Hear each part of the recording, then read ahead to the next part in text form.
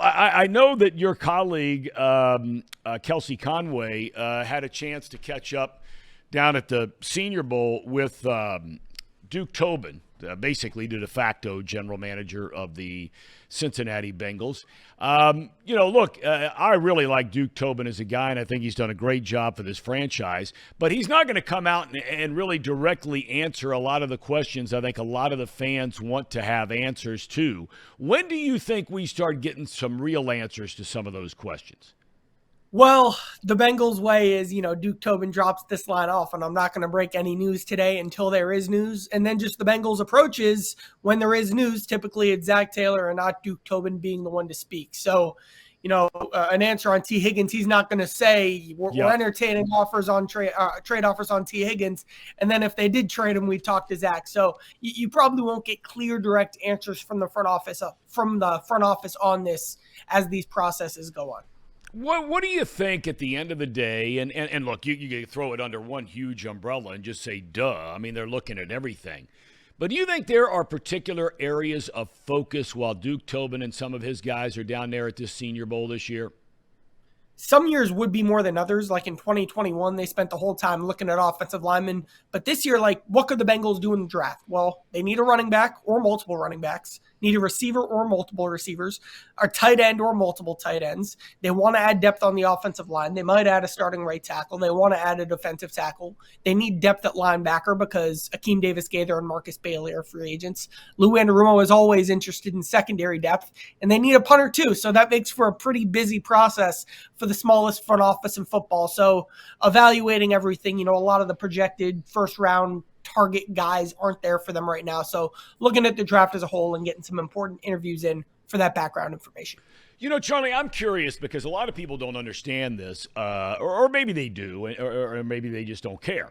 But, you just made reference to it. It's a very small football operations franchise, and they lean hard, and I mean hard, as you well know, on their position coaches to be a big part of the talent evaluation. So here you are, you're playing through a season, you're trying to get your guys ready for the next opponent, whatever room you're in, offensive line coach, defensive line coach, blah, blah, blah. But you also at the same time are being asked to start evaluating players and watching film of college players and then going down to the Senior Bowl, putting together a list, 1 through whatever, of offensive linemen, tackles, guards, center, etc.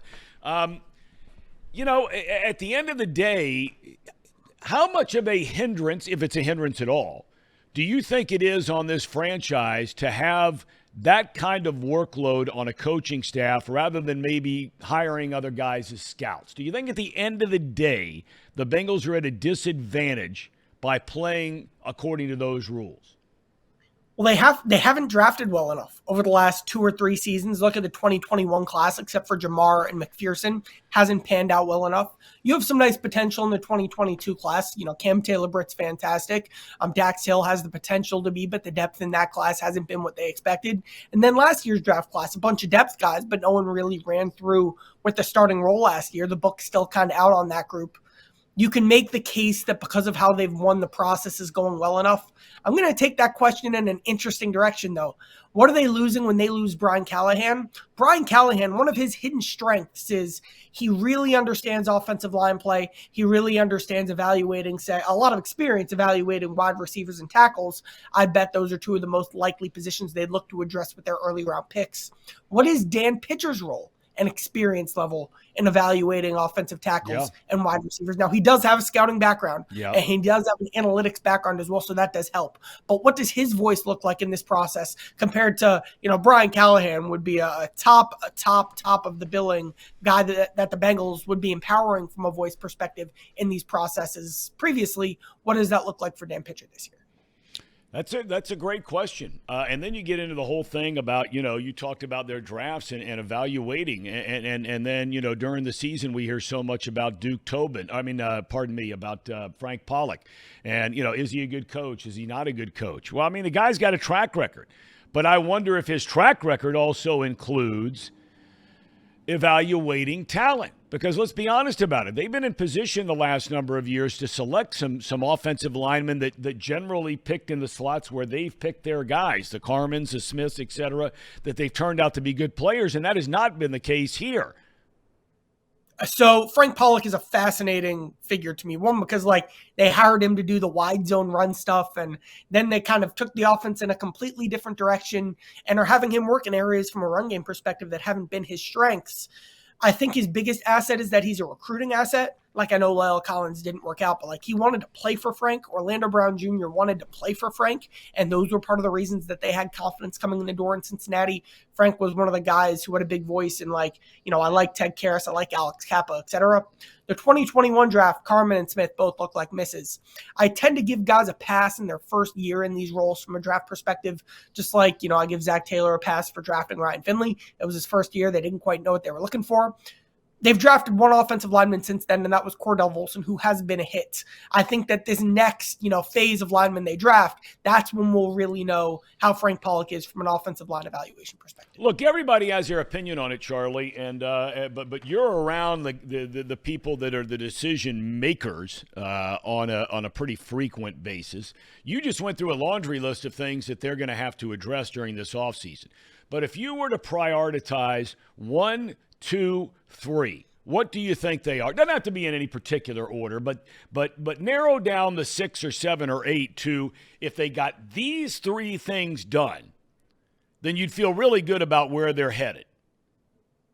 I'll start here, Reds, Bengals, any sport. I always start with give me the best players. And the best player that the Bengals could possibly add or keep in the mix or whatever you want to say is T Higgins. I would be very much aggressively looking towards building around Higgins, whether that's through the tag on the short term or, ideally you get a deal done, but that hasn't sounded like it's been picking up steam.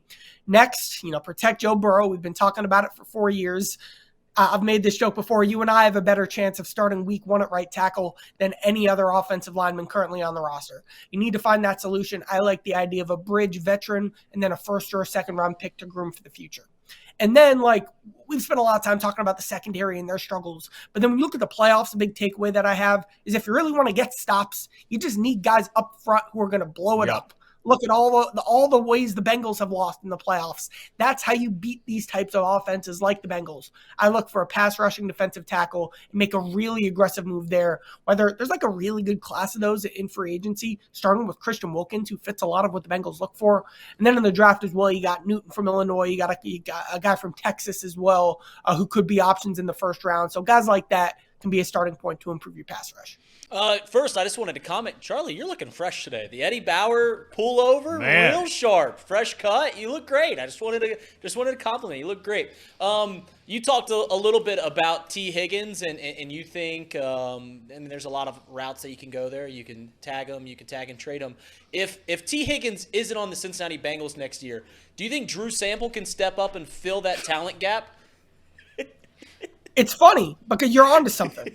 If they lose T Higgins, I think tight ends will be a big part of the plan to replace T Higgins. And you'll see the Bengals try to become a little something different offensively that features the middle of the field more through receiving threats at tight end. Now, is that Drew Sample?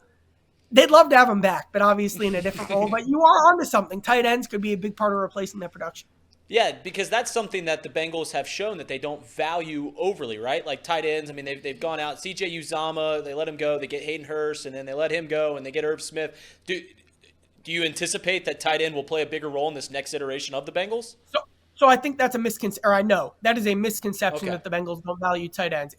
If you rolled the dice 100 times of their off seasons in 2022 and 2023, more often than not, they would have ended up with more aggressive investments than Hayden Hurst and Irv Smith at that position. But the way the board shakes out, the way the draft shakes out, all of these things happened where the Bengals didn't end up in a spot. They didn't expect Orlando Brown Jr. last year. It would have been much more likely that they would have had a higher upside tight end than that. That's just not how the cookie crumbled. I know they're even interested in having more 2 tight end sets next year, which hasn't really been something that they've done much of at all. So, you got Sample next to another tight end. That's a lot of tight end production right there. And that's seriously a plan long term. Right. Well, you look at the teams that were in the Final Four this year, right? And the production they got out of the tight end position. Laporta, phenomenal rookie year.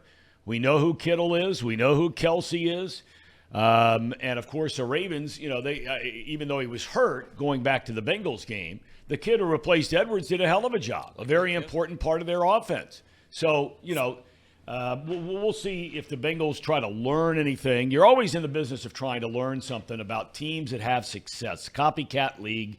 We'll see if tight end does indeed become more prominent. Well, hey there. Thanks for watching that video. I hope you liked it. I'll tell you what, if you like that one, you're going to love this one, and you're going to really like this one down here. You're going to like them both. Like, comment, subscribe, Chatterbox Sports on YouTube. Thank you very much. Have a great day.